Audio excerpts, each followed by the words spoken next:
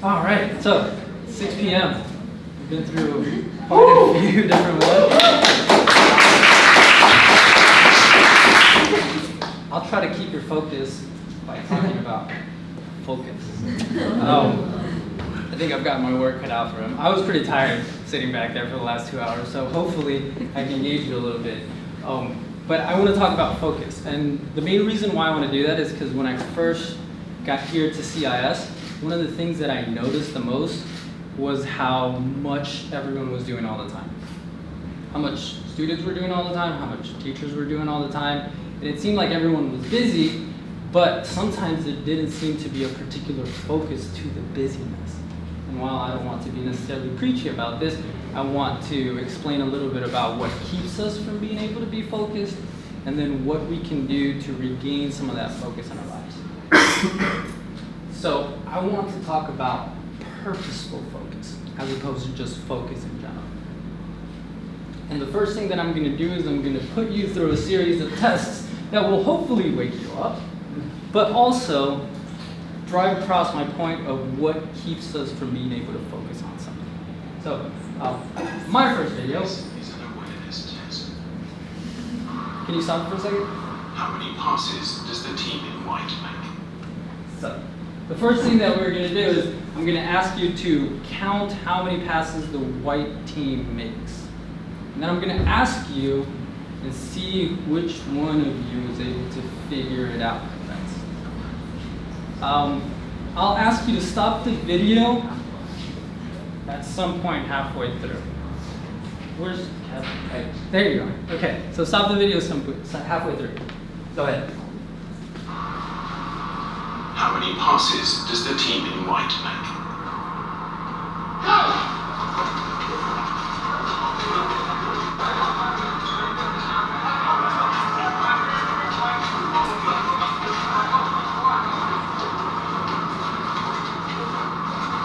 Stop right there. Okay, so can somebody tell me how many passes the white team makes? We got 13. So we got 13. We got 16. 13. Can somebody tell me, apart from the 13 passes of the white team takes, so you were right, you got 13 passes, did somebody notice something else from this video? If you've seen the video before, yes, Steven. There was someone who came in. Somebody who came in, what was he doing? I was like, Can you play that? The answer is 13. But did you see the moonwalking bear?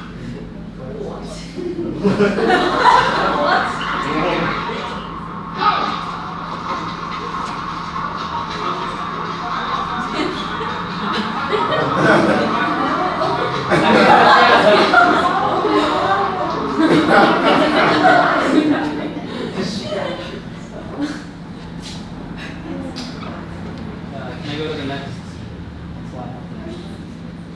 Okay, so what happens when we don't focus is that a lot of the times we are told exactly what to focus on.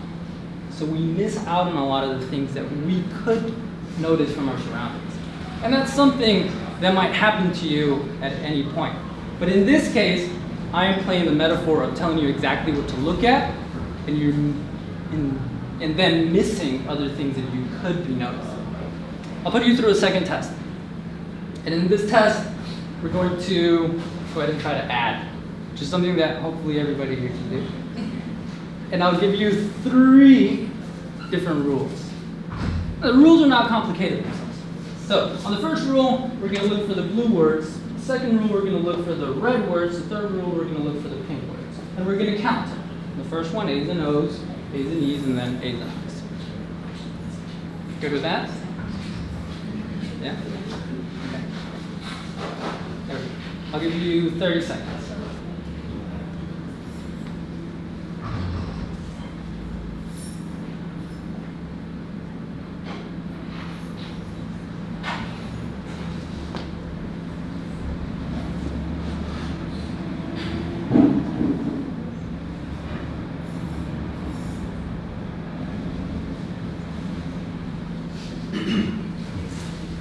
All right, let's see who's focused enough right now to be able to answer a particularly simple question of adding A's and O's. Oh, how many A's and O's are for the blue? 8. For the red? 7. And for the pink? 8. Oh, 7, 6, 8. Probably close enough. We got 7, 7, and 7. But that's not particularly hard. So maybe we'll try something like this. I'll give you 45 seconds to figure that out.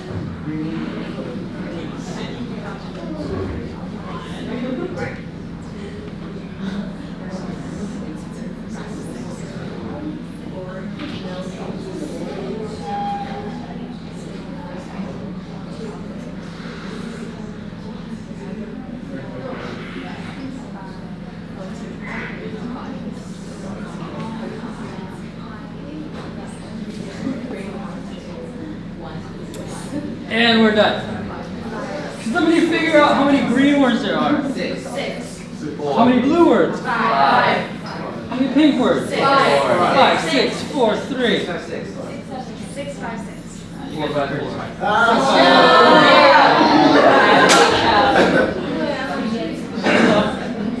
My point though, as opposed to whether you can count or not, or figure out if you're really focused, is that our brains are really good at focusing on one thing at a time.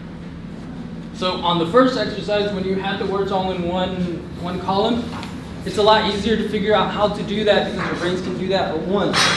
But if you have lots of things going on, you've got to concentrate on lots of things all at once. And that's pretty hard to do. Let me give you a third exercise.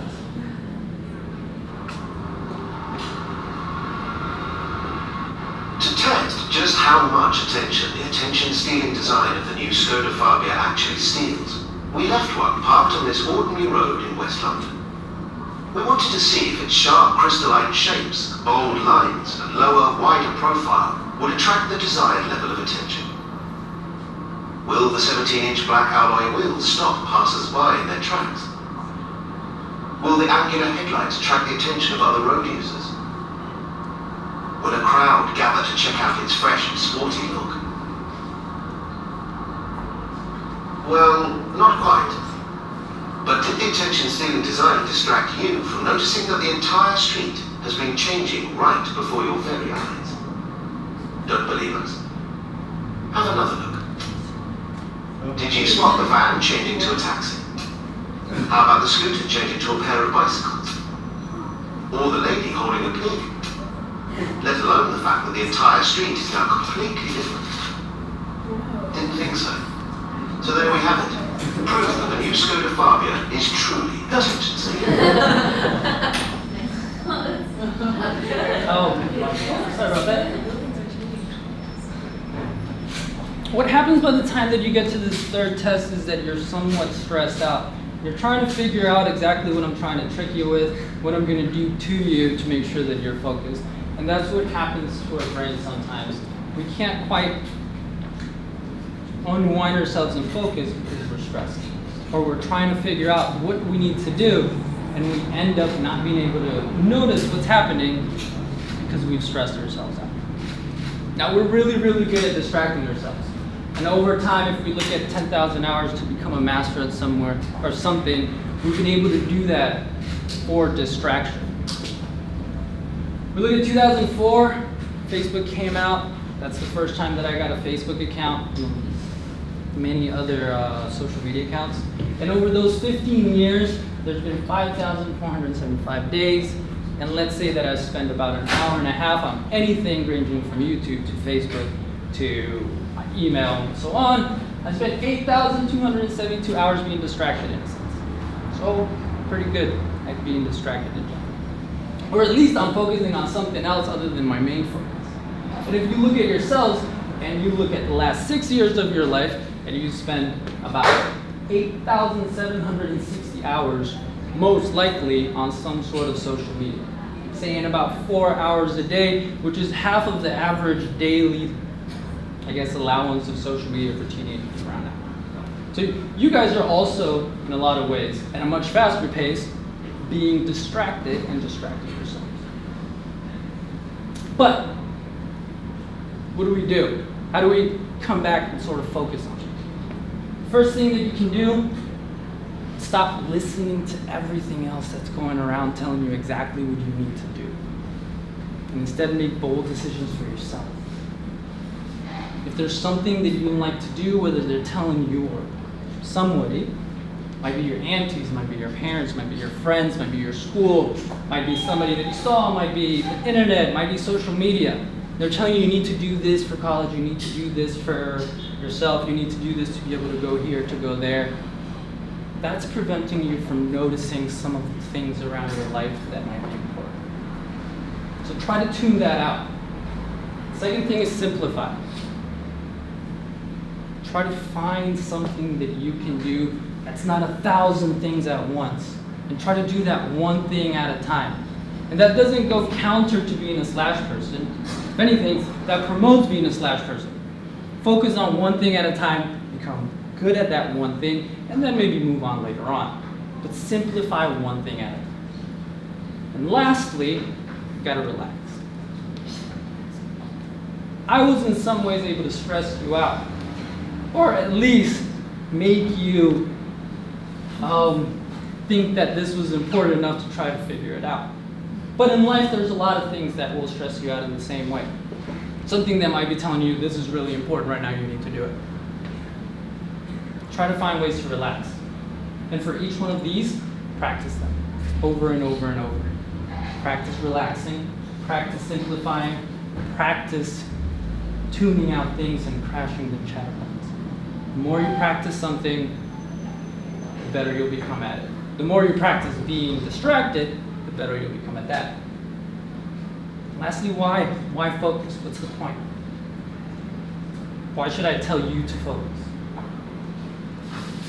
If you look at your goals, if you want to make anything amazing happen, if you want something in your life to happen that's bigger than anything, whether it's something that you think it's possible or not, if you want to make that happen, you'll have to focus on that.